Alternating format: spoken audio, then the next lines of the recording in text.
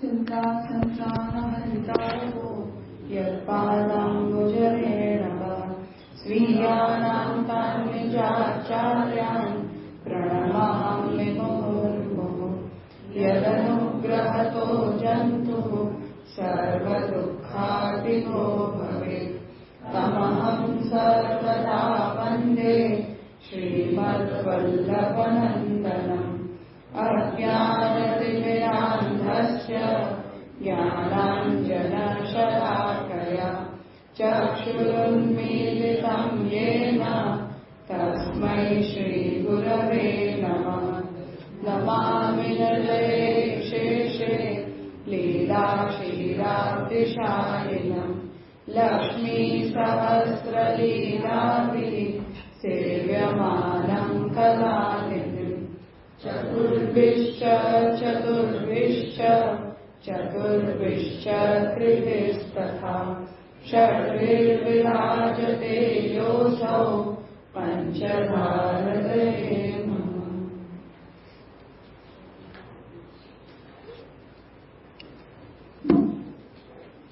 कल के विषय में कोई प्रश्न?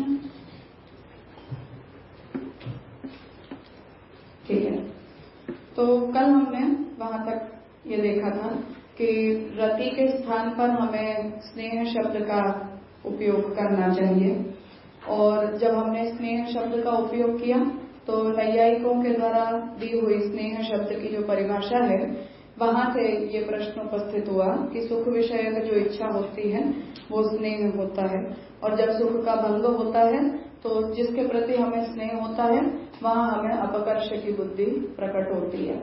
जिस पर हमने ये उत्तर दिया कि भक्ति का जो संबंध है उसमें भगवान और भक्त के बीच वैसे भी उत्कृष्टता और अपकर्षता का संबंध होता ही है, तो भक्त कभी भी भगवान के प्रति अपकर्षता का विचार कर नहीं सकता है। और दूसरी बात, जो वात्सल्यात्मक स्नेह के विषय में हमने अपना पक्ष रखा, वहां हमने ये बात कही कि जो वात्सल्य का भाव होता है वहां भी माता की उत्कृष्टता और संतान का अपकर्ष ये दोनों सर्वथा स्वीकृत ही होता है, इसलिए उसकी यदि रसरूपता स्वीकारी जा सकती है दो पक्षों में समान भाव न होने के बावजूद भी, तो फिर भक्ति की रसरूपता के स्वीकार में कोई आपत्ति नहीं होनी चाहिए। तब फिर वहां ये बात आई कि हम यदि स्नेह को भक्ति कहते भी हैं तब भी भागवत जी के वचन से उसका विरोध हो रहा है, जहां नारद जी जो है वो ये आज्ञा कर रहे हैं कि स्नेह के द्वारा आपने भगवान को प्राप्त किया और हमने भगवान को भक्ति से प्राप्त किया। तो इस वचन को सिद्ध करने के लिए यदि हम अपना पक्ष ऐसा रखते हैं कि नहीं हम स्नेह को भक्ति कह सकते हैं, तब फिर वहां ये समस्या आई कि तब फिर हमें द्वेष को भी भक्ति कहने में कोई समस्या नहीं होनी चाहिए, काम भाव को भी हमें भक्ति के रूप में मान लेना चाहिए, या जहां भय का भाव है, भीति है, उसे भी हमें भक्ति कह देना चाहिए। तो भगवान के प्रति जितने भी इमोशंस हैं वो हर इमोशन भक्ति ही होती है, ऐसा फिर एक नियम हम बनाएंगे तो ये गोप्य कामाद्वयात् कंसः वाला जो वचन है वो सिद्ध हो पाएगा, अन्यथा स्नेह को भक्ति कहने में आपत्ति आएगी। ये जो लास्ट मांडवी ने ये कोटेशन की आपने बात की थी, तो ऐसा मुझे याद है कि ऐसे बोला था नारद जी ने इसको कहा और अनुसंधान हमको बात का होना चाहिए, वो किसको ये वचन बोला था? प्रहलाद जी के। तो प्रहलाद जी को स्नेह से प्राप्त हो और हमको भक्ति से नहीं। तो यहाँ अभी इसका क्या आपने बोला, इस वचन के बाद क्या ध्यान देना है? श्यामप्रभा जी ये आज्ञा कर रहे हैं कि पूर्व पक्षी हमसे ये कह रहा है कि यहाँ स्नेह और भक्ति ये दोनों अलग अलग शब्दों का उपयोग अलग अलग व्यक्ति के लिए किया गया है, कि आपने यूया मतलब आप लोगों ने, तो आप लोगों ने स्नेह से प्राप्त किया और वयम मतलब हमने भक्ति से प्राप्त किया। तो नारद जी वहां स्नेह और भक्ति को अलग अलग बता रहे हैं, क्योंकि यदि दोनों एक ही होते तो ये कहते कि हम सबने भगवान को भक्ति से प्राप्त किया, पर उन्होंने ऐसा नहीं कहा। ये आपने मतलब यहाँ पे भी स्नेहा यूनियन प्रहलाद जी वगैरह, प्रहलाद जी भी भक्ति ही की थी ना। शब्द प्रयोग क्या आ रहा है, हम स्नेह को भक्ति कह रहे हैं इसलिए हमने, पर दो शब्दों का अलग अलग प्रयोग है, मतलब कुछ न कुछ फर्क है, ऐसा समझ में तो आ रहा है ना। क्या है वो हम सोच लेंगे, पर 2 शब्द प्रयोग से इतनी बात समझ में आ रही है। तो इसमें फर्क ये पड़ा, स्नेह से राग द्वेष सब जुड़े हैं, क्रोध काम, भक्ति से ये नहीं जुड़े हैं। कब क्या आएंगे? नहीं, जवाब क्या है वो हम बाद में सोच लेंगे। मेरे को हाँ, सोच सकते हैं, ठीक है, हम जितने भी पक्ष सोच सकते हैं, पर पूर्व पक्षी इस बात को ला रहा है कि आप यदि स्नेह को ही भक्ति कहोगे तो भागवत जी के इस वचन को आप कैसे समझाओगे? और यदि स्नेह और भक्ति अलग अलग है तो फिर हम जो बात कहना चाह रहे हैं वो घटित नहीं हो रही है, ये प्रॉब्लम बन रही है। एक काम करें, एक भाव, भक्ति, स्नेह, ये सब की व्याख्या लिख ले तो हमने, क्योंकि अभी तक इनकी कोई व्याख्या बनाई ही नहीं है अपनी तरफ से। वो जब शब्द आता है भाव तो भाई फिर भक्ति आ जाती है। अभी हम रसशास्त्र जिसे भाव कहता है उसी को हम भाव कह रहे हैं, वो जिसे भक्ति कह रहे हैं हम उसी को भक्ति कह रहे हैं। शास्त्र की बात नहीं है। हाँ, तो अभी तक वो लोग जो कह रहे हैं उसे हम मानकर चल रहे हैं, क्योंकि अभी हमारा पूर्व पक्ष चल रहा है। अब हम क्या इसे परिभाषित करना चाहेंगे वो उत्तर पक्ष में हम अपने जवाब दे देंगे कि हम इसे ऐसा कहना चाहते हैं। यह समंजस रहती है। हाँ, पता है, क्योंकि वो लक्षण अभी तक हमने बनाया नहीं है, इसलिए होगी, बन जाएगा फिर नहीं होगी समझ। भक्ति कीजिए, भगवान का मर्यादा भक्ति नहीं, उसका यहाँ कोई संदर्भ नहीं, ऐसा कुछ नहीं है। नारद जी की भक्ति को हम मर्यादा भक्ति कैसे कहेंगे? उनकी तो परिभाषा हम भक्ति के लिए यूज कर रहे हैं। ठीक है, तो ये प्रश्न पूर्व पक्षी ला रहा है कि ये भागवत जी के प्रयोग में स्नेह और भक्ति ये दोनों अलग अलग शब्द हमें पढ़ने को मिल रहे हैं। आंसर नहीं दिया है ना, वही उठाया ही है ना, उठाया ही है सिर्फ। हाँ, इसलिए अब हम जबरदस्ती ये कहेंगे कि नहीं हम स्नेह को भक्ति कह सकते हैं, तब फिर इस वचन से ये आएगा कि आप काम को भी भक्ति कहो, द्वेष को भी भक्ति कहो, भय को भी भक्ति कहो, संबंध को भी भक्ति कहो, तो फिर वहां उसका एप्लीकेशन ये बनेगा कि भगवान के प्रति हर प्रकार के भाव को आप भक्ति कहोगे, चाहे कोई कैसा भी भाव क्यों न हो। तो केवल स्नेह ही भक्ति है ऐसा आप नहीं कहोगे। वहां ये प्रश्न आया कि इसलिए फिर यदि भक्ति और स्नेह का एकार्थ में हम उपयोग मानेंगे तो भीत्यात्मिका और द्वेषात्मिका अनुभूति को भी हमें भक्ति क्यों नहीं कहना, ये पूर्व पक्षी ने अपना प्रश्न भागवत जी के इस वचन से उपस्थित किया। और हमारी समस्या क्या है, पूर्व पक्ष नहीं समझता। पूर्व पक्ष की बात आ रही है कि उत्तर क्या आ रही है, वो मिस हो जाता है करके। हाँ, हम जब पूर्व पक्षी को सुन रहे हैं तब हमें अपने सिद्धांतों को भूल जाना चाहिए। हम क्या मानते हैं, हम क्या कहते हैं, हम क्या सोचते हैं, उन सबको भूल के सामने वाला जो कह रहा है उसे सुनो और उसकी बात को हमें समझने की कोशिश करो। कोई बात नहीं, हो जाएगा, आदत पड़ेगी धीरे धीरे करते करते। पूरी अवतार वादावली करनी है हमें तो फिर वाद ग्रंथ की आदत तो करनी पड़ेगी। तस्मात् यद्यपि भक्ति स्वरूप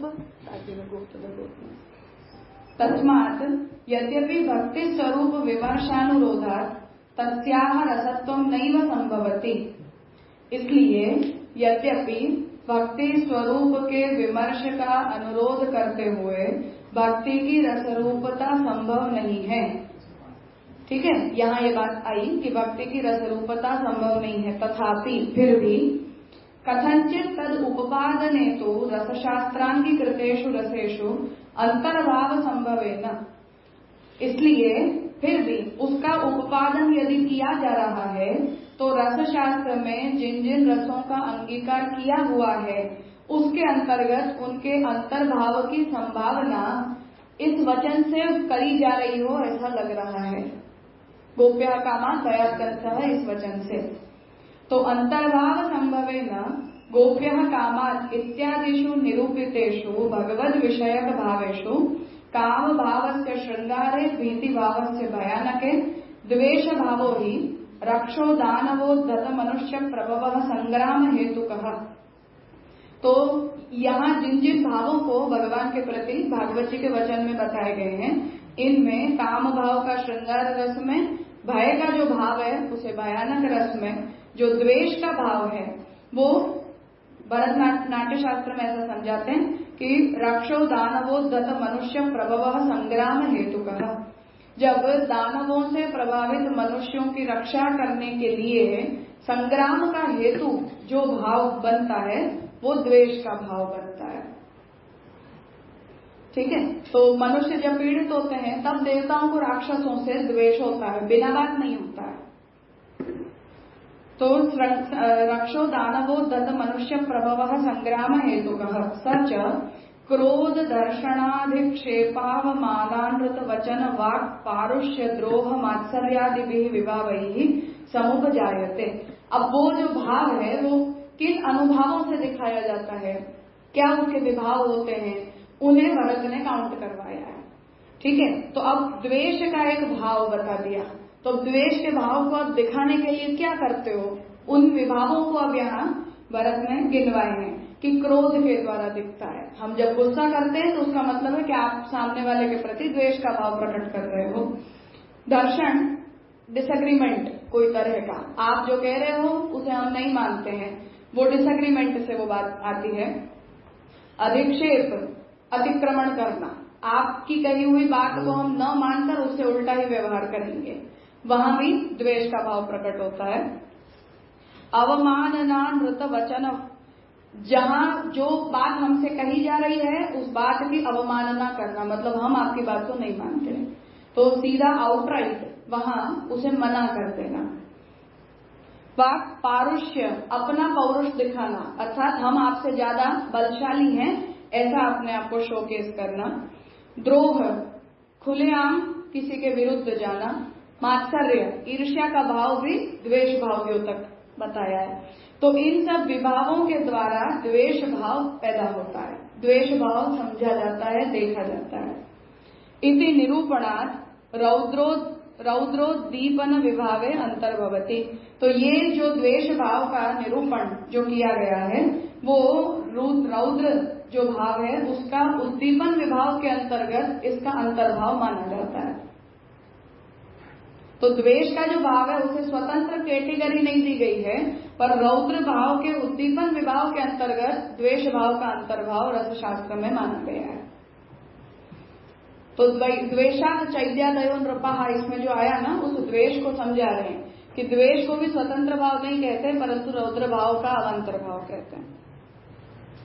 द्वेष को समझाने के लिए इतना बड़ा बताने की क्या जरूरत? भरत द्वेष को कैसे, ये इसलिए आ रहा है कि द्वेष को हम ऐसा समझते हैं कि वो क्रोध से अलग होता है, पर भरत ये कह रहे हैं कि आप द्वेष को अल्टीमेटली शोकेस तो क्रोध के रूप में ही करते हो, इसलिए उन्होंने द्वेष को भी एक स्वतंत्र कैटेगरी नहीं देके उस रौद्र गुस्सा दिलाने वाले उद्दीपन विभाव के रूप में माना है। तो कैटेगराइजेशन की स्टाइल क्या है भरत की, वो हमें यहाँ से समझ में आती है। तो उसका मतलब ये है कि हम भक्ति को भी इसी प्रकार से एक स्वतंत्र भाव देने का प्रयास करेंगे, तो उसका कैटेगराइजेशन भरत इसी तरह से सोचेंगे जैसे उन्होंने द्वेष का कैटेगराइजेशन रौद्र रस में सोचा है। रौद्र का स्थायी भाव तो क्रोध, तो क्रोध दिखा तो उसमें द्वेष। हाँ, क्योंकि क्रोध उद्दीप्त किससे होगा, द्वेष से होगा ना। द्वेष हुआ तो क्रोध, द्वेष है तभी क्रोध है आपको, बिना द्वेष के तो क्रोध ही नहीं होता है। तो द्वेष उसका उद्दीपक हुआ, इसलिए उसे एक स्वतंत्र भाव कहने की जरूरत नहीं है, उस भाव के अंतर्गत उसका अंतर्भाव हो गया।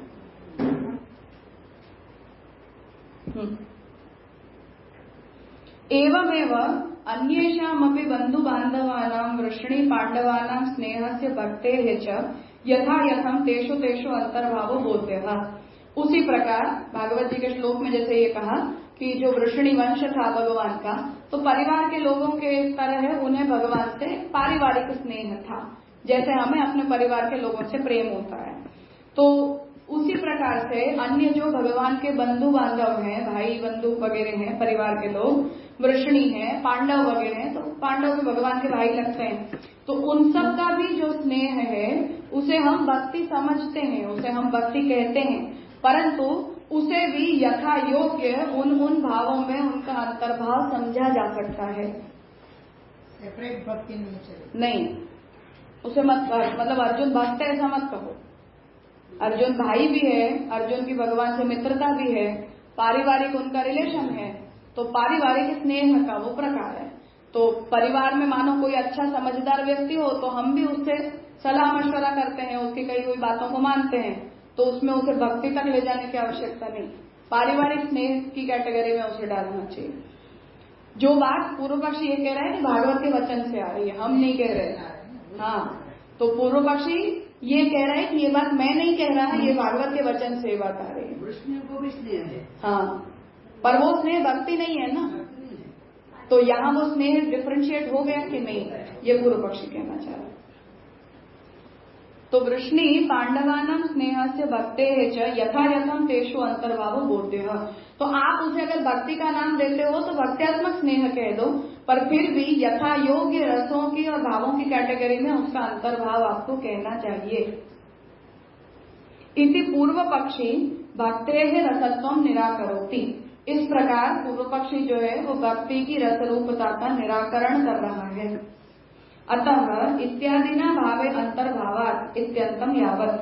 तो ये पूर्व में ऊपर मूल में हम देखें तो भिन्नतया निर्देशात् च, वहां पे अंतर्भावात् च, ये जो तीसरा पॉइंट पूर्व पक्षी ने रेज किया था, उतने का एक्सप्लेनेशन यहाँ श्यामल जी ने संपन्न किया अंतर्भाव के विषय में। अब जो चौथा पक्ष है, अतः कंसादि भयस्य भयानक स्थायिनी निव, वहां से अब जो चौथा पक्ष है उसे फिर आगे शुरू करेंगे। एवं अश्रुतत्व असिद्धत्व अनुभूत्य भावांतर भावेभ्यो हेतुभ्यो भक्तेः अतिरिक्त रसत्व भावं प्रसाद्य पूर्व पक्षीय कारिकोक्तम अंतिमम हेतुम उपपादयन्ति। इस प्रकार अश्रुतत्व, असिद्धत्व, अनुभूतेः अभावतः और अंतर्भावात्, ये चार जो हेतु पूर्व पक्षी ने अपने पक्ष को सिद्ध करने के लिए दिए थे, उन सभी हेतुओं को बताते हुए भक्ति की अतिरिक्त रसरूपता के अभाव को सिद्ध करते हुए अब पूर्व पक्षीय कारिका में बताया हुआ जो अंतिम हेतु है उसका उत्पादन किया जा रहा है। ठीक है, स्पष्ट है। अतिरिक्त रसो भक्ति ही न कुत्रचित। तो पांचवा हेतु था कि भक्ति अतिरिक्त रस नहीं है। मूल कारिका जो पूर्व पक्ष की थी वहां उसे देख लो, नंबरिंग की हुई है। तो अंतर्भावात यहां तक हमने कर लिया। पांचवा पॉइंट है अतिरिक्त रसो भक्ति ही न कुत्रचित। अब उसका विवेचन जो है वो यहाँ श्याम काका जी करने जा रहे हैं। तो जो पूर्व पक्षी की चार आपत्तियां थी उनका विवेचन अब तक हमने देखा।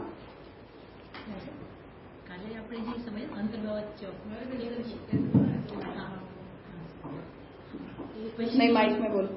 अंतर्भावात પછી આખું વિવરણ આવ્યું ને અહીંયાથી તૈત્રીય ઉપનિષદથી, તે બધું અમે અલગ જ સમજતા હતા કે આ કમ્પ્લીટ થઈ ગયું, અંતર્ભાવાત એને કમ્પ્લીટ થઈ ગયું, અને પછી જે રસની વાત આવી અને તો એ આમાં જ अंतर्भावात માં જ બધું વિવરણ છે।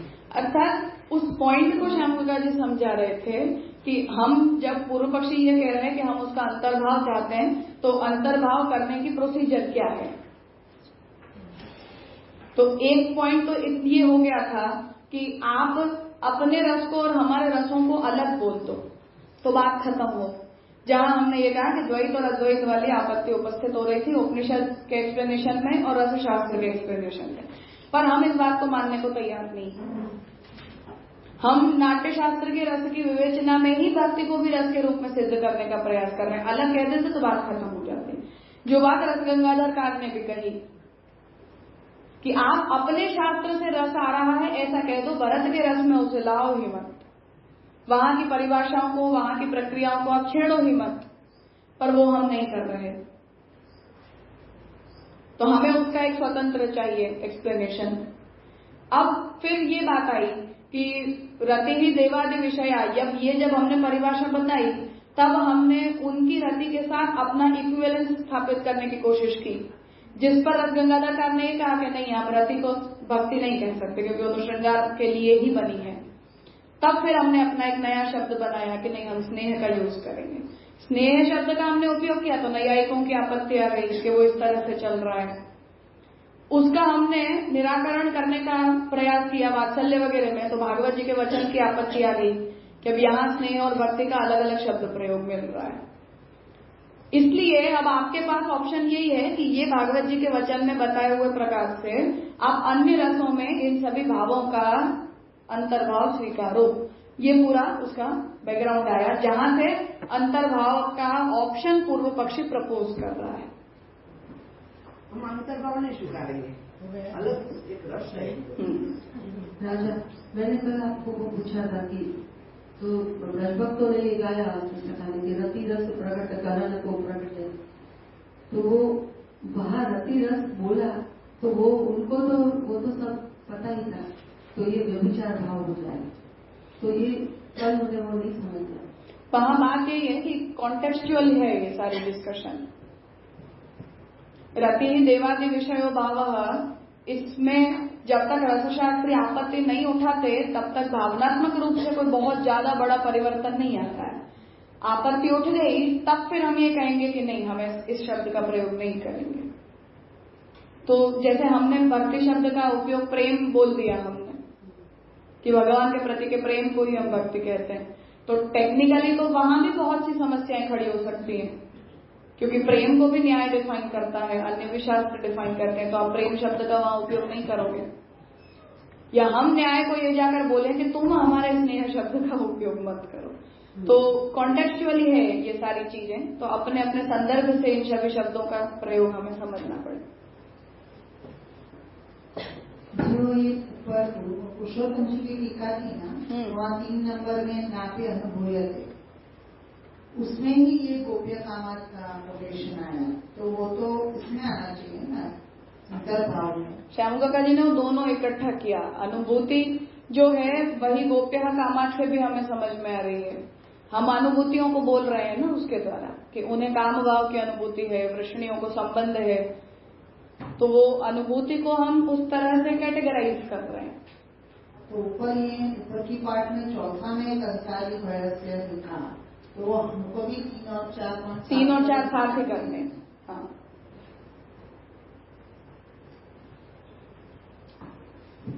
स्नेह और भक्ति को तेषु अंतर्भाव, मतलब आप उसे क्या स्नेह और भक्ति के अंतर्गत समझ लो या पूर्व के कोई भाव के? पूर्व के भावों के अंतर्गत जो एस्टैब्लिश्ड भाव और रस हैं उनमें उनका अंगीकार करना। ये सब संबंध आएंगे उनको, मतलब संबंध को भाव से समझ। हाँ, वहाँ जो संचारी भाव बताए गए हैं अलग अलग, उन संचारी भावों में उनका समन्वय मान लेना। भाई है या मित्रता है वगैरह वगैरह, क्योंकि वो कोई अलग रस की कैटेगरीज तो नहीं है ना। माता के लिए वात्सल्य है, पत्नी के लिए श्रृंगार है, और परिवार के अन्य सदस्यों के लिए कोई रस थोड़ी कैटेगराइज है। तो संचारी भावों में ही जाएंगे वो सारा। तो वहाँ स्नेह और भक्ति है वो भी उनके साथ। हाँ, उन भावों में आप ले जाओ उसे। मैं पूर्व पक्ष के हिसाब से मैं समझ गई क्या बोलना चाहते हो। मैं जनरल पूछ रही हूँ कि जब हमारी बात हुई कि गोपियों का श्रृंगार है तो वो भक्ति के अंतर्गत श्रृंगार है। ये जो कंस का भय है उसको भी हम बोल सकते हैं भक्ति के अंतर्गत है नहीं, तो फिर वो ये जो भयानक रस होगा कंस की बातों का वो कैसे हम करेंगे? फिर पूर्व पक्ष उत्तर पक्ष के साथ नहीं सोच रही हूँ। तो हम उसे भक्ति नहीं कहते हैं, हम उसे द्वेष ही कहते हैं।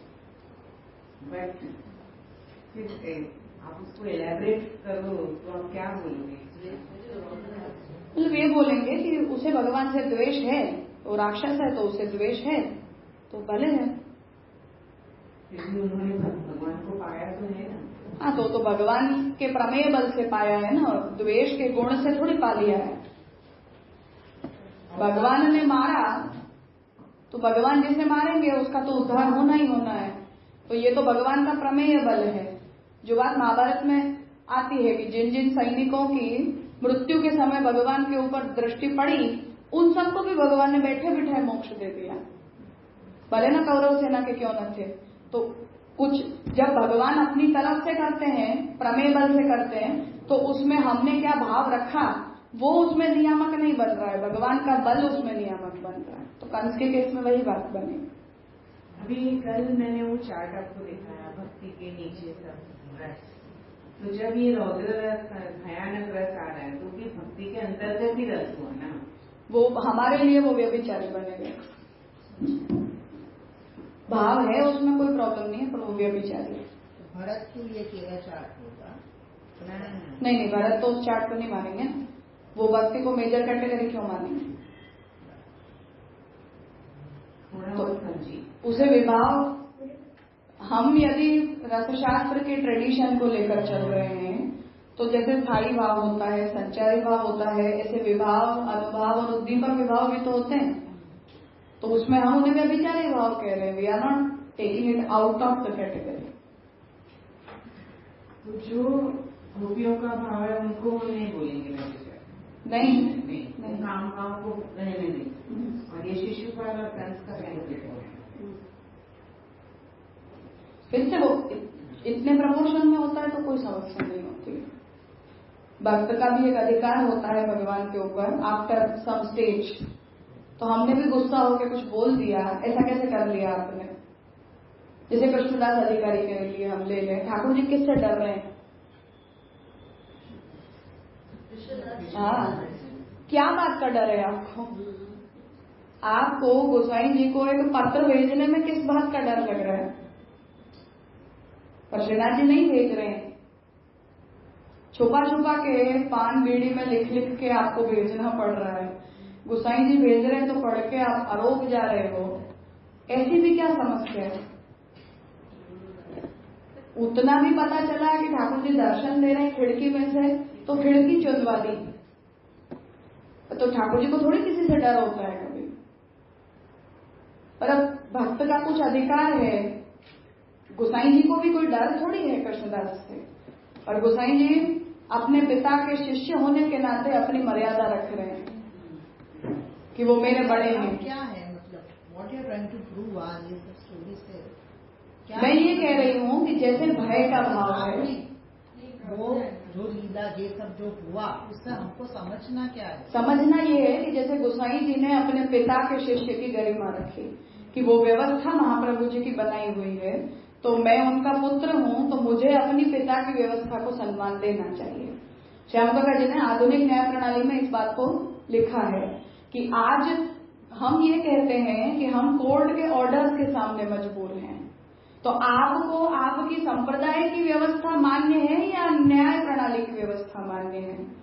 गोसाई जी के सामने यही कॉन्फ्लिक्ट था कि बीरबल गोसाई जी का शिष्य था, उसने गोसाई जी को फेवर में करके कृष्णदास को जेल भिजवाया कि तुम इनके विरुद्ध ये नहीं कर सकते हो। तो उसने अकबर को कंप्लेन की, अपने बलबूते पर उसने कृष्णदास अधिकारी को जेल भिजवाया। गोसाई जी ने ये कहा कि जब तक वो जेल से बाहर नहीं आएंगे मैं अन्न ग्रहण नहीं करूंगा। तो उन्होंने अकबर की न्याय प्रणाली को सम्मान नहीं दिया, पर अपने पिता की व्यवस्था को सम्मान दिया कि उनकी बनाई हुई ये व्यवस्था है कि वो अधिकारी हैं तो उनके अधिकार से ये सब कुछ चलेगा। वो गलत करे तो भी एक्सेप्ट करो। हाँ, और राजा ये गोसाई जी के अंदर से हुआ, प्रभु की तरफ से कैसे समझना है? ठाकुर जी भी महाप्रभु जी की उस व्यवस्था को मान रहे हैं कि मैंने इस प्रकार की परार्थ प्रतिष्ठापित देवालय में विराजना चाहा, टेक्निकली महाप्रभु जी के विरुद्ध चाहा। महाप्रभु जी ने नहीं चाहा था ऐसा करना, फिर भी ठाकुर जी ने अपनी जिद चलाई कि मैं ऐसे ही रहना चाहता हूँ। तो महाप्रभु जी ने ठाकुर जी की इच्छा के अनुरूप सब व्यवस्था बना दी। अब जो व्यवस्था बनाई है आपको उसी में रहना है, तो ठाकुर जी चला रहे हैं। तो ठाकुर जी ने भी उस व्यवस्था को भंग नहीं किया, उसमें इंटरफेयर नहीं किया। थोड़ा मेरा बीच का छूट गया है समझना कि क्यों शुरुआत हुआ, गोसाई जी को ऐसे क्यों हुआ था? पुरुषोत्तम जी को लेकर, गोपीनाथ जी के पुत्र पुरुषोत्तम जी को कुछ लोगों ने ऐसा बोला कि आप ज्येष्ठ हो तो आपका अधिकार होना चाहिए, गोसाई जी का नहीं होना चाहिए। तो उस वजह से लड़ाई हुई और वहां फिर कृष्णदास ने गोसाई जी को ये कहा कि आपको सेवा में नहीं आना, और पुरुषोत्तम जी को आगे किया। हाँ, फिर पर आफ्टर ऑल हुआ यही कि फिर पुरुषोत्तम जी जल्दी लीला पधार गए गोपीनाथ जी के बहू जी अपने पियर दक्षिण में वापस पधार गए, फिर गोसाई जी ही रहे, तो 6 महीने का पीरियड ऐसे इन सब क्लैशेस में निकल गया। इसीलिए वो दूर पधारे थे गोसाई श्रीनाथ जी। हाँ, किस तरह से ये खिड़की से दर्शन करते थे और चंद्र सरोवर में विराजे। बिकॉज ऑफ दिस रीजन है। हाँ, कृष्णदास ने मना किया कि आपको नहीं आना है। दोनों भी कर ही सकते थे ना, मतलब जी भी सेवा में होते, गोसाई जी भी होते, तो क्या आपत्ति? अधिकार किसकी चलेगी? तो बड़े हैं तो बड़े हैं, छोटे हैं तो छोटे हैं, वो सब चीजें थी। तो तात्पर्य यहाँ ये है, हाँ मैं वापस ही आ गई। तो तात्पर्य ये है कि वहाँ ठाकुर जी अपने भक्त के भाव को एक्सेप्ट कर रहे हैं कि नहीं कर रहे हैं, यद्यपि वो भक्ति का भाव नहीं है, समहाउ इट इज व्यभिचारी। आप भक्त भगवान को डरा नहीं सकता है, आपको भगवान से झुक के रहना है, उन्हें भगवान से पूछना चाहिए कि आपकी क्या इच्छा है।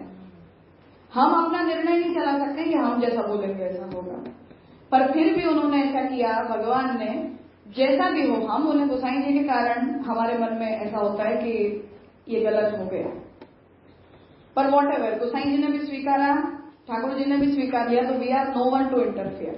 हम कृष्णदास के बारे में कुछ भी बोलेंगे तो ये गलत हो जाएगा।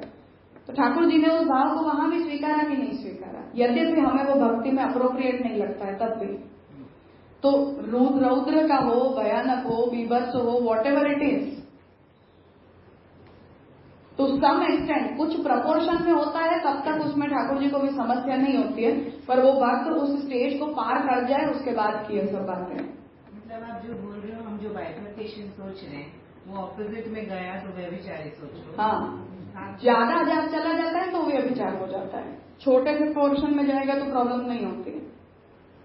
श्रृंगार धर्म अलाउड है, नॉट अलाउड।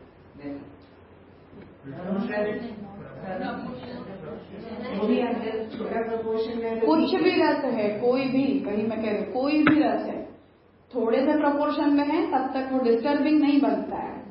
जैसे हम अपने माता पिता के साथ बहुत अच्छा सलीके का व्यवहार करते हैं, पर कभी कभी हम गुस्से में नहीं बोल देते उनको, तो आप 24 घंटे में एक वाक्य बोल दोगे तब तक नहीं प्रॉब्लम होती है, हर समय ऐसे ही बोलोगे तो हो जाती है ऐसे।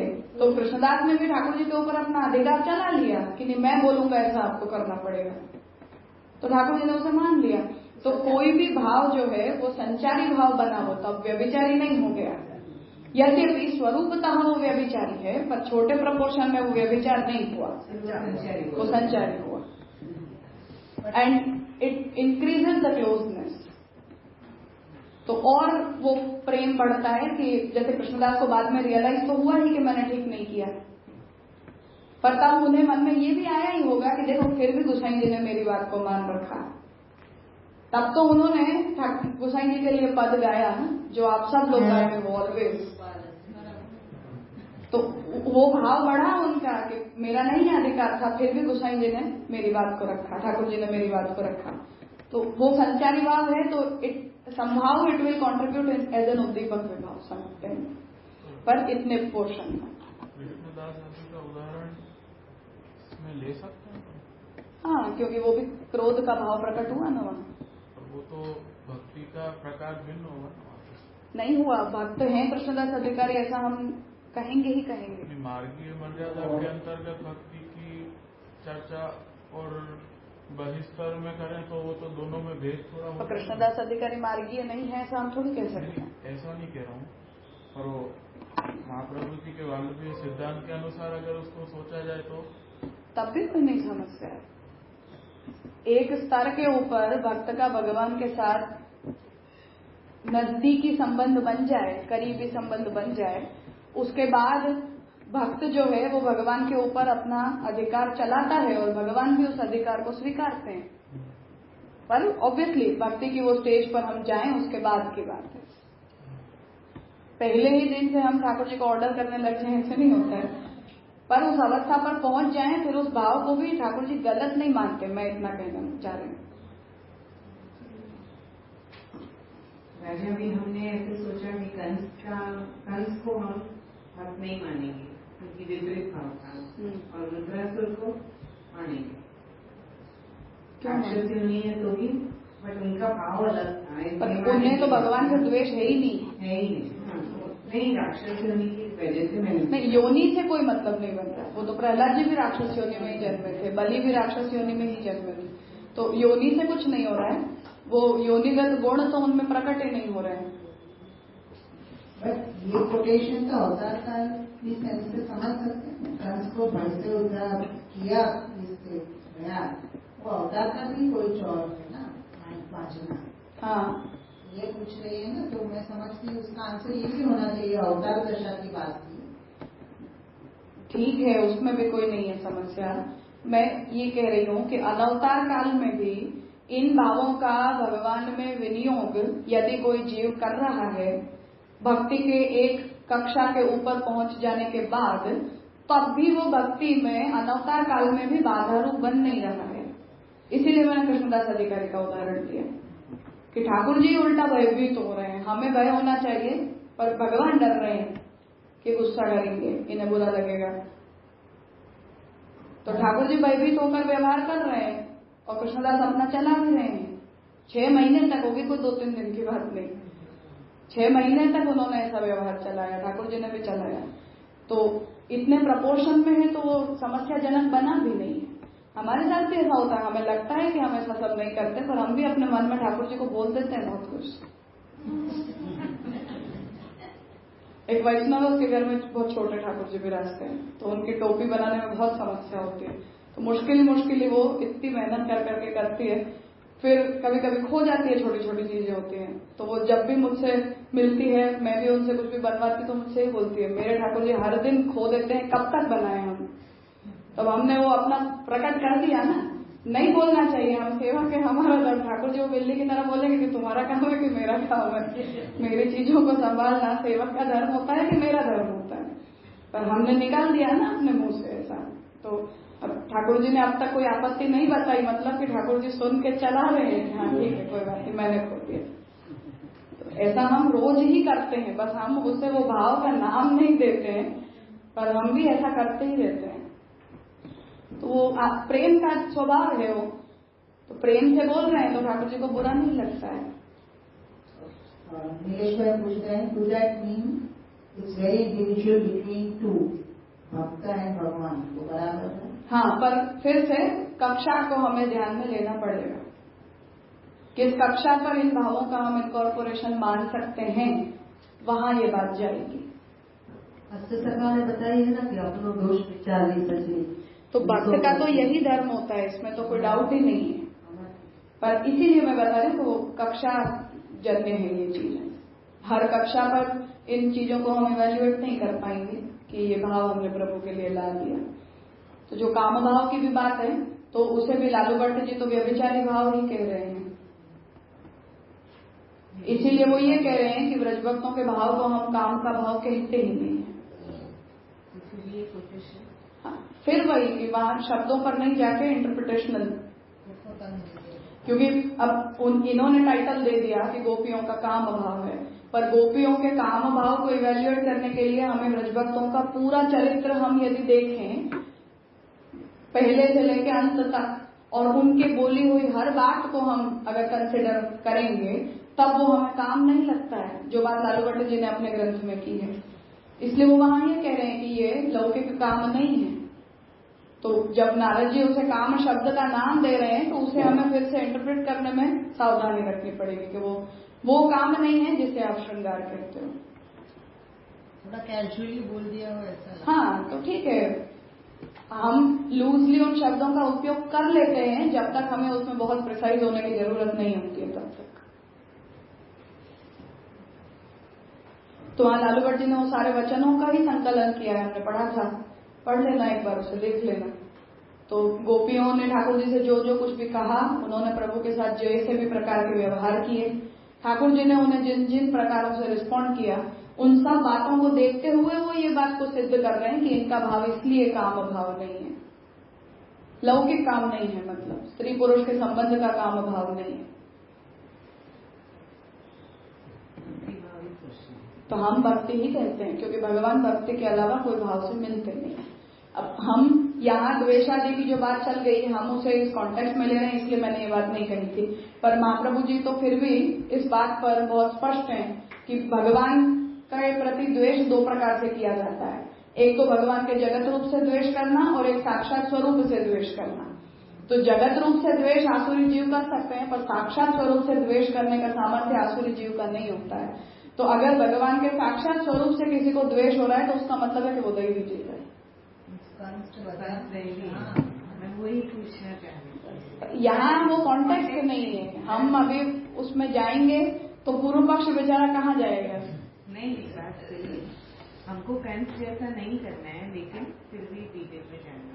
पर हम कंस के लिए यही कहते हैं कि वो दैवी जीव है, इसीलिए हुआ, क्योंकि फिर वो भगवान की व्यवस्था के ऊपर ये बात चाहती है कि आप आसुरी जीव को मोक्ष नहीं देते हैं। तो गीता जी में भगवान दैवी संपर्क विमोक्षाय निबंधाया सूरीमता, इस वचन को, भगवान के वचन को कहाँ लेकर जाएंगे? संगति से बात आ रही है, पर फॉरगेट इट अभी, है ना? तो राजा भरत मुनि ने जो 8 रस बताया એમાં proportionally બીજા રસનું include થાય જ નહીં। हाँ, इसीलिए तो वो कहते हैं कि वो विभाव अनुभव संचारी भावों से रस निष्पन्न होता है। ત્યાં પણ proportionally allow છે જેમ ભક્તિ। हाँ बिल्कुल। એટલે આપણે પહેલા એમ કીધું કે રસારસ है, जो एक रसમાં બીજો रस આવી गयो संचारी होता है तब तक नहीं प्रॉब्लम है, व्यभिचारी होता है तो समस्या होती है। लाइन શું બને? वो तो भरत बताते हैं ना उसकी लाइन क्या है। इसीलिए मैंने कहा था कि जैसे रामायण करुण रस है, पर उसमें रामचंद्र जी और सीता जी के मिलन के जो भी श्रृंगार रसात्मक वर्णन आए वो इसलिए प्रॉब्लमेटिक नहीं है क्योंकि प्रपोर्शनेट है। हैप्पी एंडिंग होती तो वो डिस्प्रपोर्शनेट होता, तो व्यभिचारी था। अगर ऐसा होता कि अब happily ever after Ramchandra ji और सीता जी हमेशा साथ रहे, ऐसी यदि रामायण की एंडिंग है तो करुण रस वहां से खत्म है।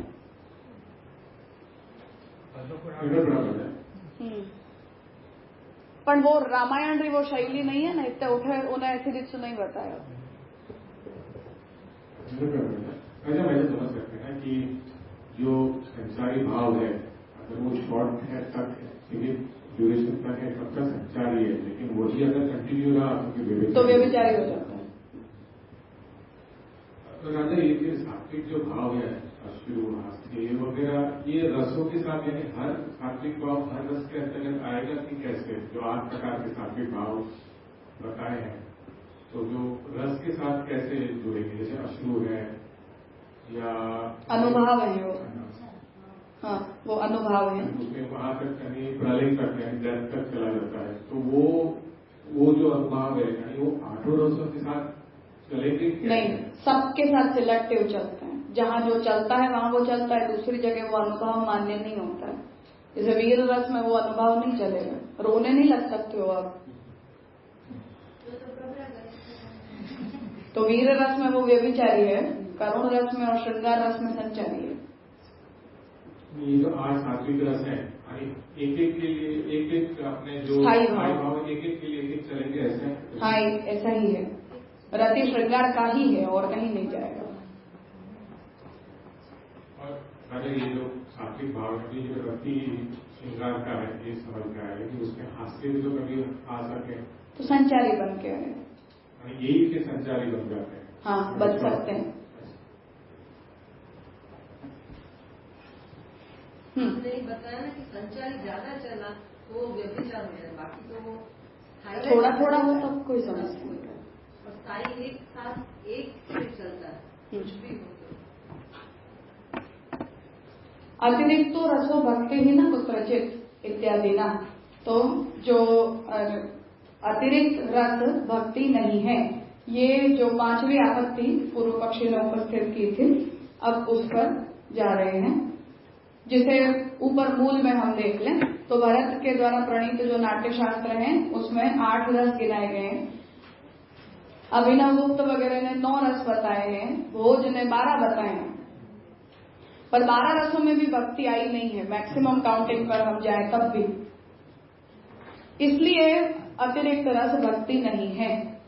ये बात मूल में हमने देखी, अब उसका विवेचन स्वयं कर रहे हैं।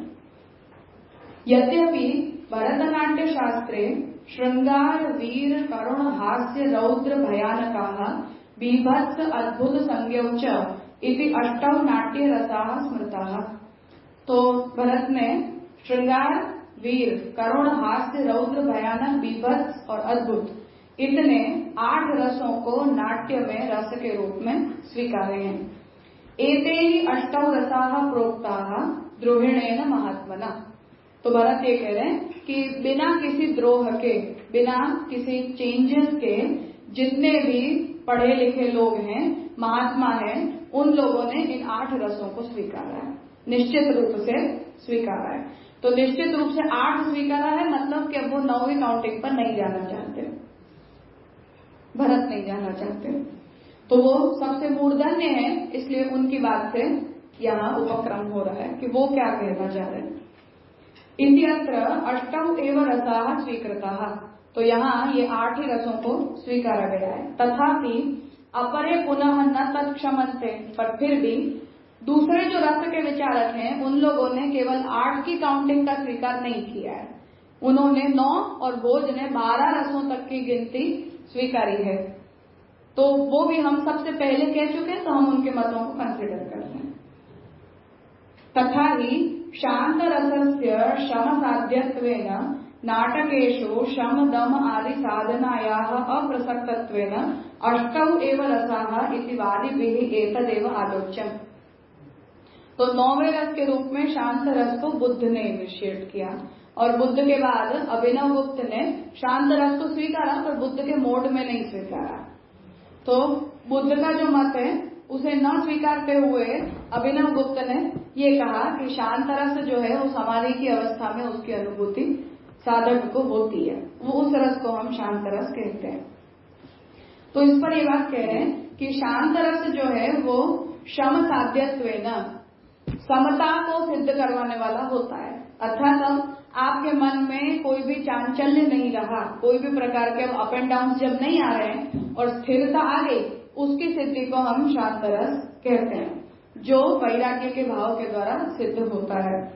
तो शम साध्यत्वेन नाटकेषु शम दम आदि साधनायाः अप्रसक्तत्वेन, पर भरत जिस नाट्य शास्त्र की बात कर रहे हैं वहां नाटक के कार्य में शम दम वगैरह साधनाओं का कोई काम नहीं है, अप्रसक्त है वहां वो साधनाएं। और अप्रसक्त होने के कारण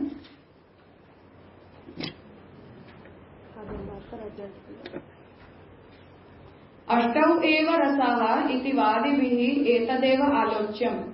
इसलिए जो वादी हैं उन लोगों ने शांत रस के सामने विरुद्ध जाकर ये बात कही, उसकी आलोचना की कि आप शांत को रस नहीं कह सकते।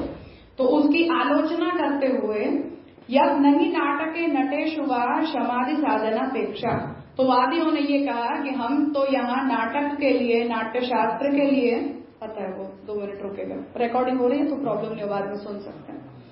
तो नाट्य के अंदर जो है वो शम दम वगैरह की कोई अपेक्षा नहीं है, इसलिए आप नाट्य शास्त्र की शैली से यदि रस का विचार कर रहे हो तो उसमें हम शांत रस को स्वीकार नहीं सकते।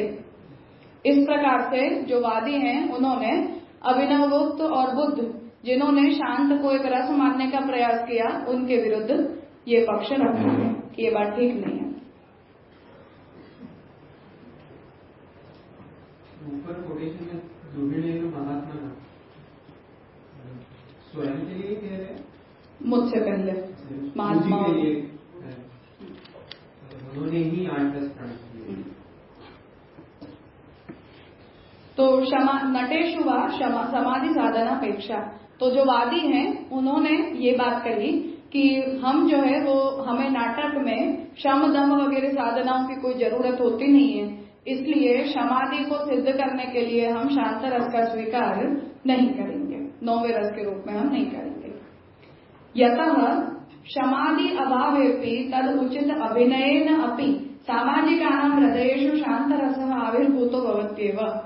तो पूर्व पक्षी ये कहता है कि जो लोग हैं जो उस नाटक को देखने के लिए आते हैं उनमें समता का, स्थिरता का अभाव होने के बावजूद भी उस प्रकार का अभिनय करके भी सामाजिकों के हृदय में शांत रस का आविर्भाव हो ही जाता है।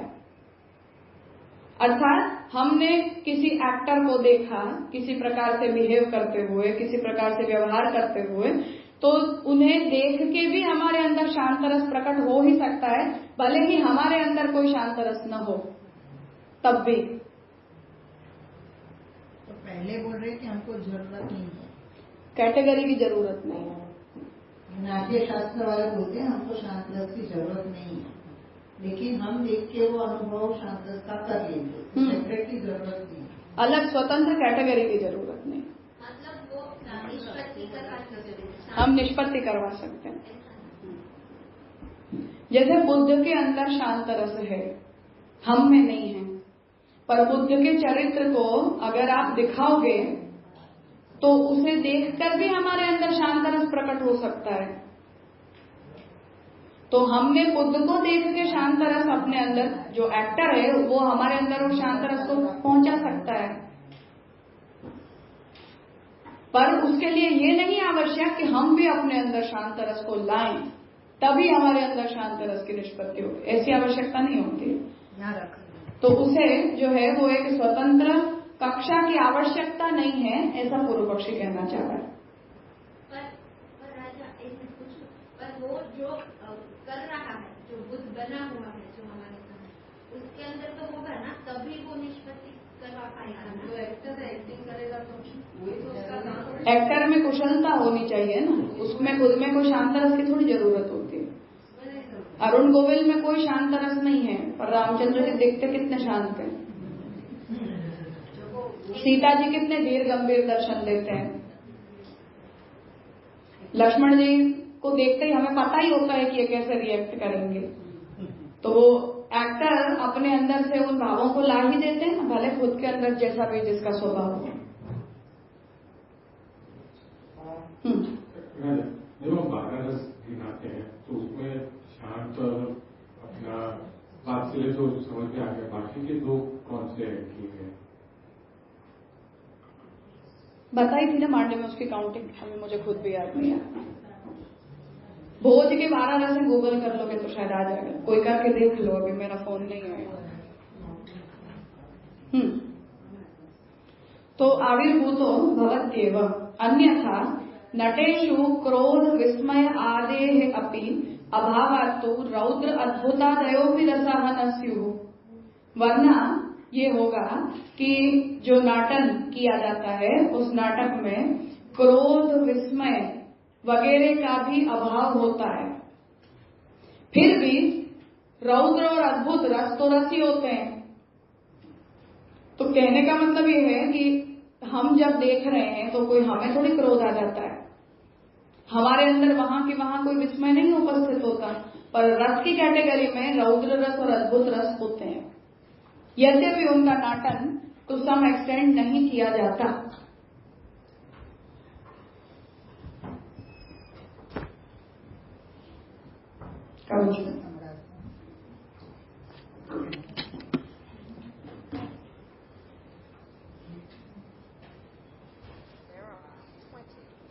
Participants in the conference. The recording has started. Online सुन रहे हैं उनको सॉरी, पर इमरजेंसी थी तो मेरे पास कोई ऑप्शन नहीं था, तो ठीक है। तो अब तक हमने ये बात को देखा कि पूर्व पक्षी ये कहना चाह रहा है कि समता, जो समत्व होता है, उसकी प्राप्ति के लिए शांत रस को बताया जाता है, परंतु नाटन के अंदर जब अभिनय के लिए हम उन रसों के एनालिसिस कर रहे हैं तब हमें वहां किसी समत्व की सिद्धि की आवश्यकता नहीं होती है, शमदम की हमें वहां जरूरत नहीं होती है। और शमदम की यदि हमें जरूरत नहीं है तो फिर हमें शांत रस को एक स्वतंत्र रस के रूप में दिखाने की आवश्यकता नहीं है। पर यदि अभिनय करना हो, नाटन करना हो, तो नाटन के द्वारा जब हम उस शांत रस को दिखाने का प्रयास करते हैं तो दर्शकों तक वो शांत रस जागृत हो ही जाता है। तो हम बुद्ध के चरित्र को देखेंगे, बुद्ध के स्वरूप को भी देख लेंगे, केवल जो समाधि की अवस्था में वटवृक्ष के नीचे विराजे हुए बुद्ध का जो स्वरूप होता है उसका हम दर्शन करते हैं, तब भी हमारे मन में शांत रस प्रकट हो ही जाता है, भले ही हमारे अंदर शांति नाम की कोई चीज न हो तब भी। तो इसलिए उसे एक स्वतंत्र कक्षा देने की कोई आवश्यकता नहीं है। तस्मात् शांत रसोपि काव्य नवमो अंगीकरणीय एवं तदुक्तम मम्मट विश्वनाथ निश्चंक शारंग देवादिभिः। पर अब समस्या ये है कि नाटक के अंदर क्रोध को भी किसी हद तक दिखाया जाता है, उससे आगे आप दिखा नहीं सकते हो। विस्मय को भी दिखाने के लिए कोई लिमिट तक आप विस्मय दिखा सकते हो, उससे आगे आप नाटक में उसे दिखा नहीं सकते हो। पर फिर भी पूर्ण रस के रूप में रौद्र और अद्भुत रस मान्य है कि नहीं है। उन्होंने आर्ग्यूमेंट क्या दी कि नाटक में हमें जितनी आवश्यकता है उन्हीं की रस रूपता का हम स्वीकार करते हैं, जिसकी हमें अभिनय में आवश्यकता नहीं है उनकी हम स्वतंत्र रसों के रूप में स्वीकृति नहीं करते। इस पर हम ये कह रहे हैं कि जैसे क्रोध को भी दिखाते हैं हम, तो अतिशय क्रोध को आप किस मात्रा तक दिखाओगे कि हमने सामने वाले की जान ले ली, मार दिया उसे। ये क्रोध का सैचुरेशन होता है कि आपको इतना गुस्सा आया कि आपने उसे मार ही दिया। पर नाट्यशास्त्र ये कहता है कि मृत्यु को आप दिखा नहीं सकते। आप ऐसी लड़ाई झगड़ा नहीं दिखा सकते कि जिसके अंदर खून खराबा हो जाए। तो क्रोध तो वहां तक जाता ही है लोक में, पर हम उसे नाटक में दिखाते नहीं है। पर तो आप उसे नहीं भी दिखाते तब भी रौद्र रस को एक स्वतंत्र रस के रूप में आपने स्वीकारा है कि नहीं स्वीकारा है? स्वीकारा है। जहां भी आपको विस्मय दिखाना होता है, अद्भुतता दिखानी होती है, तो कुछ हद तक आप अद्भुतता दिखाते हो, उसके आगे आप अद्भुत रस को भी दिखाते नहीं हो। क्योंकि नाट्यशास्त्र ये कहता है कि पूरे अद्भुत का यदि हम उद्घाटन कर देते हैं तो वो अद्भुत नहीं रह जाता है। वो अद्भुत तब तक रहता है जब तक उसमें कुछ न कुछ एलिमेंट ऐसा हो कि जो हमें पता नहीं है। जैसे हम जादू देखते हैं तो जादू जो है वो अद्भुत रस होता है। हम विस्मित हो जाते हैं कि कोई ऐसा कैसे कर सकता है, पर कोई उसे डिस्क्लोज कर दे कि नहीं ये तो ऐसे किया, इसकी ट्रिक होती है, तो वो अद्भुत रस वहां खत्म हो जाता है। तो वो नहीं दिखाते हैं, वो हमें नहीं बताते हैं कि ये कैसे किया। तो उसी तरह नाट्यशास्त्र भी ये कहता है कि आप अद्भुत रस को जब दिखाते हो तो कुछ पॉइंट तक उसे दिखा सकते हो, उससे एग्जैगरेटेड नहीं दिखा सकते हो। तो जब आप नाटक में उसका सैचुरेशन, उसकी पूर्णाहुति पर्यंत उसे नहीं दिखा रहे, फिर भी आप उसे रसरूप मानते हो कि नहीं मानते हो? मानते हो। उसी प्रकार से शांत रस का सैचुरेशन आपको न भी दिखाना हो अभिनय में, तब भी उसे शांत रस के रूप में तो आपको स्वीकारना चाहिए, जैसे रौद्र और अद्भुत को स्वीकार लिया। इसलिए शांत रस को भी काव्य में नौवें रस के रूप में स्वीकारा गया है। काव्य में स्वीकारा, नाटक में नहीं स्वीकारा है भरत ने, तो वहां से उसे छोड़ दिया जाता है। इसलिए मम्मट विश्वनाथ और निशंक शारंग देव, इन लोगों ने जो काव्य शास्त्र के विषय में अपनी मीमांसा की है, काव्य के अंदर जो एलिमेंट्स होते हैं, कविता आप लिखोगे तो किन एलिमेंट्स से आप कविता को लिखोगे, उस विषय में जो पॉइंट उन लोगों ने रखे हैं, वहां वो शांत रस को नौवें रस के रूप में काव्य में मानते हैं। क्या कविता में उस शांत रस को प्रकट करो, जैसे नाटक के द्वारा हम प्रकट करते हैं, उसी तरह कविता के द्वारा भी हम उन रसों को प्रकट करते हैं। तो उनके मत को अब यहाँ शांत रस के स्वीकार के विषय में बताया जा रहा है। ये सब इसलिए किया जा रहा है कि भरत के बाद लोगों ने अपने अपने शास्त्र में तो कुछ मतभेद को एक्सेप्ट कर लिया है। तो जैसे भरत के नाट्य शास्त्र में किसी ने भी नाटक में शांत रस को जोड़ने का कभी प्रयास नहीं किया, परंतु नाटक का ही एक एलिमेंट काव्य भी होता है, नृत्य भी होता है। तो काव्य शास्त्र के जो विचारक हैं, उन लोगों ने अपने शास्त्र की मर्यादा में आकर शांत रस को तो एक्सेप्ट कर लिया। उसी तरह भक्ति शास्त्र की मर्यादा में आकर हम भक्ति को रस कह देंगे। ये डेवलपमेंट हो रहा है।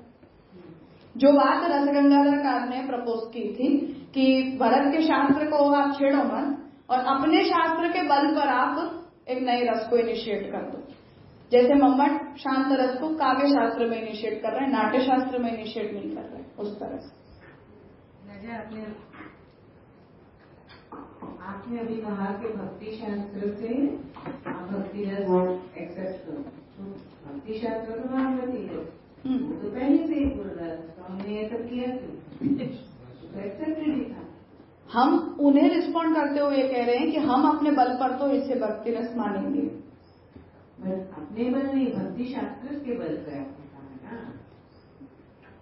हम मान रहे हैं तो जिन्होंने रस की इतनी सारी मीमांसा की है, we have to respond them, ये हमारी जिम्मेदारी बनती है। तो ये डायलॉग तो सबसे पहले ही हो जाना चाहिए था, इतना वेट करके क्यों आया? जितनी आर्ग्यूमेंट सामने वाला दे रहा है वो ये कह रहा है कि चलो ठीक है, आप भरत के पक्ष को नहीं कंसिडर करना चाहते हैं तो उसे छोड़ दो। ठीक है, हम नहीं सोचते कि भरत ने रस के विषय में क्या कहा है, आप भक्ति की रस रूपता को सिद्ध करो। भागवत से कर लिया नहीं की, परिभाषा ही नहीं बनी हमसे तो भक्ति की।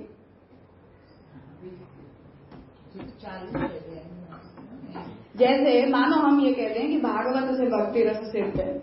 भागवत ये कहता है कि भगवान के श्रवण आदि में, श्रवण के समय, भागवत का जब हम श्रवण करते हैं उस समय हमारे हृदय में जो रस प्रकट होता है वो रसिक कहा जाता है। तो रसिका भुवि बाबू कहा, वहां से हम इस बात को लाए कि वहां रस शब्द का उपयोग ठाकुर जी के कथा के श्रवण के विषय में किया गया है। But how does is justify नवदा भक्ति? श्रवण में किया आपने, फिर दास्य और सख्य को कौन रिजॉल्व करेगा? साधन की फलरूपता को कौन रिजॉल्व करेगा? द्वैत और अद्वैत वाली जो प्रॉब्लम आई उसे कौन रिजॉल्व करेगा? रस के कनेक्शन में। क्योंकि हम जैसे भक्ति की बात कर रहे हैं, ऐसे भक्ति की बात करने वाले और भी तो 10 लोग हैं। उन्होंने बोला है कि भक्ति रस होती है, तो आप तो सबसे जूनियर हो भक्ति परंपरा में। भक्ति नहीं कहा, भक्ति की परंपरा में हम महाप्रभु जी का संप्रदाय जूनियर है, हमसे ऊपर बैठे हैं 3 लोग, निम्बार्क हैं, रामानुज हैं, मध्व हैं, तीनों हमसे ऊपर हैं। नारद पंचरात्र वगैरह तंत्रों को भी हम यदि वैष्णवीय परंपरा में काउंट कर लें तो वो भी हमसे ऊपर बैठे हैं। तो उन लोगों ने नहीं बोला और तुम अचानक से कैसे बोलोगे? ये हो रहा है ना, यहाँ इक्विवेलेंस चल रहा है। हम भूल जाते हैं कि हमारी प्लेसमेंट क्या है, पर वो हमें याद रखना चाहिए कि हम छोटे हैं। अभी नेक्स्ट क्वेश्चन है, वो लोग ने भी क्यों नहीं किया? क्या नहीं किया? रामानुज ने। वो भक्ति को रस नहीं कहते हैं, तो क्यों करे? भक्ति फल है तो वैकुंठ में जाके हमें मिलती है। यहाँ तो हम कर्म और ज्ञान करते हैं केवल, जिससे हमारा भक्ति में अधिकार सिद्ध होता है। तो उसकी रस रूपता तो पारलौकिक विषय हो गया, तो उसे यहाँ उसके पीछे माथा मार के क्या मतलब? फल बता देंगे हम कि वहां जाके तुम्हें ऐसा मिलेगा। शंकराचार्य जी तो ज्ञान को ही भक्ति कह रहे हैं, तो वहां तो ये बात को डिस्कस करने का कोई पॉइंट ही नहीं है। तो वो अगर करीब जाएंगे भी तो रसोवही सा हमें जाएंगे कि अद्वैतानुभूति में रसानुभूति होती है, द्वैतानुभूति में रसानुभूति होती नहीं है। तो हम और शंकराचार्य जी भी तो अलग अलग हो गए ना। तो आप पहले एक दूसरे में कर लो, फिर रसशास्त्र बोलेगा कि अब फिर हम बात करेंगे। तो रिस्पॉन्ड तो हमें सबको करना पड़ता है। ऐसा नहीं है कि हम एक वाक्य उठाकर बोल देंगे कि हम ऐसा मान रहे हैं आज से।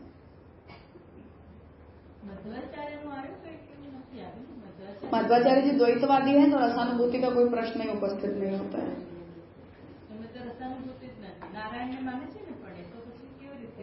पर हमारा तो भगवान के साथ सर्वदा द्वैत होता है, हमारा नारायण के साथ हमेशा ही द्वैत भाव होता है। मोक्ष भी नहीं होता है, सब द्वैत ही होता है, शुद्ध द्वैत होता है ऑलवेज। भगवान और हम कभी एक होते ही नहीं, हो सकते ही नहीं। Bhaskar is nearer to us. Bhaskaracharya और रामानुज हमसे करेंगे, रामानुज नियरेस्ट है। चैतन्य का महाप्रभु जी से लेटर है तो महाप्रभु जी ने उसे नहीं कंसिडर किया, पर even they are much near. રાજા એક એટલે આ તો બરાબર છે કે આનું આપણે કરીએ છીએ, પણ મારો પ્રભાવ જશે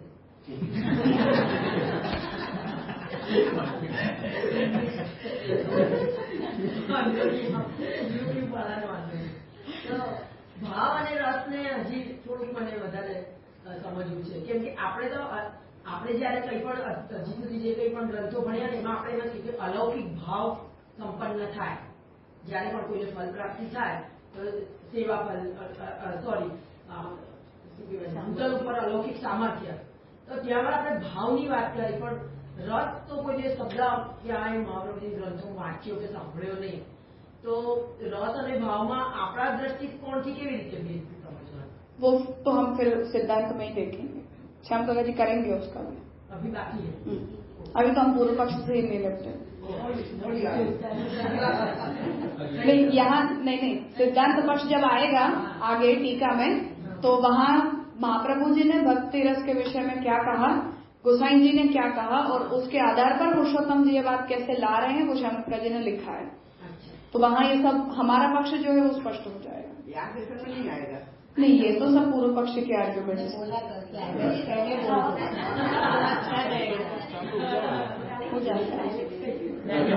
भक्ति रस जो है वो किसी को ही अनुभूति होती है, इससे सब प्रॉब्लम आई है. बाकी के 8, 10 या 12 रस के कंपैरिजन में अगर हम भक्ति रस को कंपेयर करें, जैसे कि हमारे यहाँ पे की अलौकिक सामर्थ्य वगैरह, तो हम भक्ति रस कहाँ पे पूर्णतया उत्पन्न हो जाती है.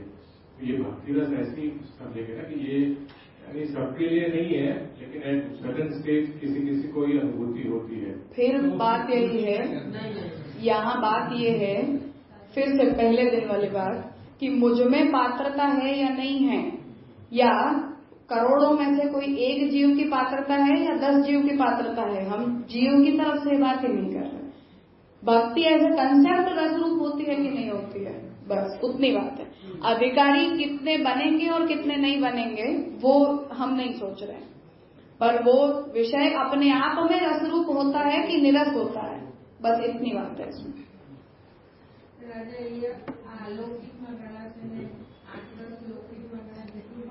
नहीं, फिर भी नहीं की.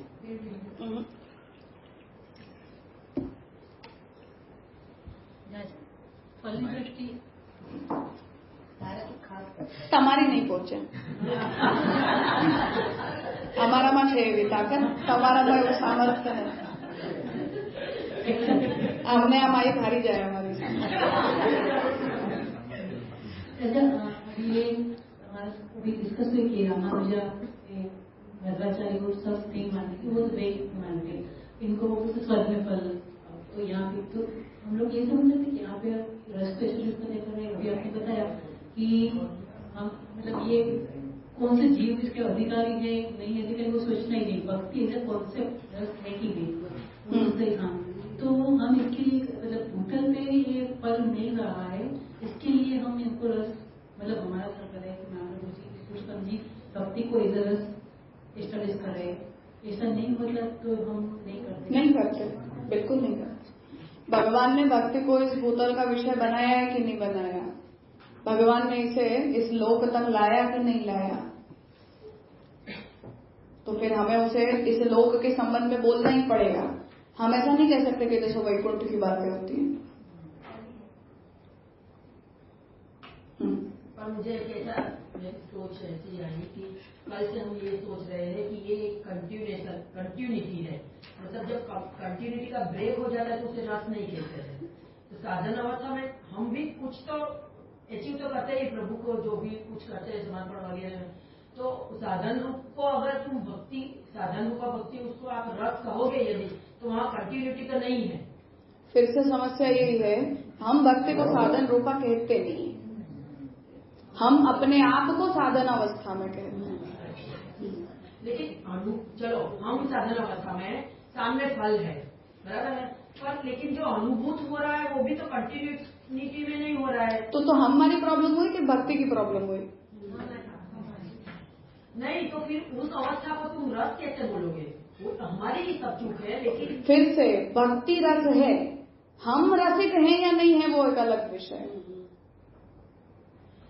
हम रसिक है कि नहीं है, क्योंकि उसमें रस है तो हमें मिलना ही चाहिए. नहीं, मुझे बुखार आ रहा है इसलिए मुझे स्वाद मेरा खत्म हो गया है, तो उसमें कोई वस्तु की समस्या थोड़ी है.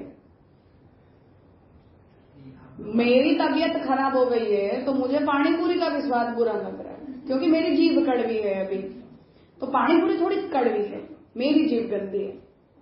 तो हम ये बात को ला रहे हैं कि भक्ति तो फल ही है, हमारी जीभ कड़वी है. तो तो फिर उसका मतलब ऐसा हुआ कि फलावस्था में ही रस निष्पन्न होगा। हम जब उस अवस्था के लायक हो जाएंगे तो हो जाएगा। हाँ। पर फिर बात कंसेप्ट पे नहीं जाएगी ना। हम इस पॉइंट पे आर्ग्यू कर रहे हैं कि इसलिए आप भक्ति को ऐसा नहीं कह सकते कि तुम्हारे अंदर रस नहीं है। ये अंगूर खट्टे वाली बात हो गई है। मुझसे पहुंचा नहीं जा रहा है तो हमने बैठे बैठाए बोल दिया कि अंगूर खट्टे होते हैं, तुमने चखे ही नहीं है। तो इस तरह हमने बैठे बैठे बोल दिया कि भक्ति नीरस होती है, तुमने चखा ही नहीं है तो तुम्हें नीरस लगती है। पर जिसने चखा है उससे पूछो कि कैसी होती है। तो ये वो हम ऐसे ही चलते हैं। जो पूर्व पक्षी चल रहा है वो अंगूर खट्टे वाले मोड पे चल रहा है, और हम जो बात कह रहे हैं वो ये कह रहे हैं कि आम तो श्रेष्ठ ही होता है। तुम बीमार हो, तुम्हारी जीभ गंदी है, तुमने आम खाने से पहले कुछ उल्टा सीधा खा लिया है, इसलिए तुम्हें उसका स्वाद नहीं समझ में आ रहा है, तो वो तुम्हारे जीभ की प्रॉब्लम है। वो सॉल्व हो जाएगी तो तुम्हें खुद पता चल जाएगा कि आम का स्वाद कैसा है। हम ऐसे बोल रहे हैं। तो हम भक्ति हमारे लिए रसरूप है या नहीं है ये बात नहीं कर रहे। भक्ति कंसेप्चुअली रसरूप होती है। किसे कब उस रस का अनुभव होगा नहीं होगा वो फिर पात्रता के ऊपर जाएगी बात। तो हम वो पात्रता को नहीं डिस्कस कर रहे हैं, विषय के बारे में हम सोच रहे हैं। इसलिए मैं वही कहना चाहता था कि ये भक्ति रस सभी ने अनुभव नहीं किया, इसलिए हमें इतनी सारी करनी पड़ती है, प्रवाद उसके लिखना पड़ रहा है। जैसे करोड़ों में किसी ने ही इसका अनुभव किया होगा, क्योंकि बाकी के रस सब अनुभव कर रहे हैं इसलिए उनको एक्सेप्टेबल इजीली हो जाता है। भक्ति रस वो लोग अनुभव नहीं कर पा रहे हैं, जैसे कि आप अलौकिक सामर्थ्य वगैरह जिन्होंने ऐसी स्थिति पा ली है वो तो उस रस का अनुभव करेंगे, तो उसके लिए तो ये सब करना जरूरी नहीं है। लेकिन जो पूर्व पक्ष या जो भी कोई है उन्होंने ये रस की अनुभूति नहीं की है, इसलिए ये सब हमको इस्टेब्लिश या डिमॉन्स्ट्रेट करना पड़ रहा है कि भक्ति रस है। हाँ, और अधिकतर लोग उसका अनुभव नहीं करते, ये भी समस्या ही है। जैसे हमें भी नहीं समझ में आ रहा कि क्यों हो रहा है। अब वो निरोध क्या है वो महाप्रभु जी जानते हैं, हमें तो पता ही नहीं है। हम बैठे बैठे केवल निरोध लक्षण पढ़ डालते हैं। इमेजिन करिए, हम सोचते हैं कि अच्छा है उसमें ऐसा लगता होगा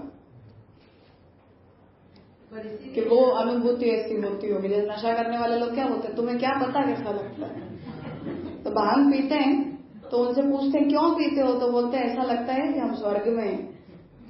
अब हमें नहीं पता है इसलिए हम उनकी बुराई करते हैं। उन्हें लगता है कि तुम्हें समझ ही नहीं है कि वो अनुभूति कैसी होती है। तो जो करता है उसी को पता चलता है, पर जो कर रहा है वो जब ये कह रहा है कि नहीं हमें इसकी रसरूपता महसूस हो रही है, तो उसकी अनुभूति से हमें बात कहनी पड़ेगी। और इसीलिए श्याम मनोहर जी ये कर रहे हैं क्योंकि उनको उनकी अनुभूति हुई है तो वो प्रूव कर रहे हैं। तो हम जो पुरुषोत्तम जी ने जैसे उसे देखा है समझा है, तो जिन लोगों ने नहीं किया वो ये आर्ग्यूमेंट दे रहे हैं। पर हम ये कह रहे हैं कि नहीं, जिन्हें उसकी रसरूपता महसूस होती है उन्हें होती है। पात्रता तो फिर एक अलग ही स्वतंत्र विषय हो जाता है।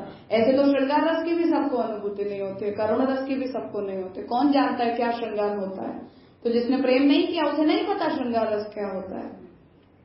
पर किसी दो लोगों के नहीं पता चलने पर हम ऐसा थोड़ी कह सकते हैं कि हटा दो श्रृंगार रस को रस की कक्षा में।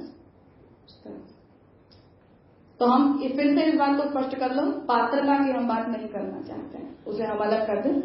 भक्ति एज अ कंसेप्ट क्या है, बस हम उतनी ही विषय को सोच रहे हैं।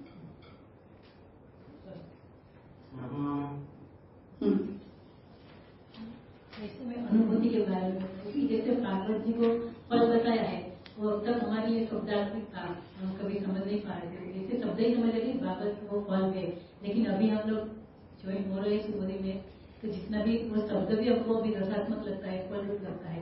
ऐसे ही भूतल पे जो भक्ति प्रकट हुई है वो फल रूप ही है, वो रसात्मक ही है, चाहे इसको किसी का अनुभव हो या न हो। जिन्हें होता है उन्हें वो फल रूपा लगती है।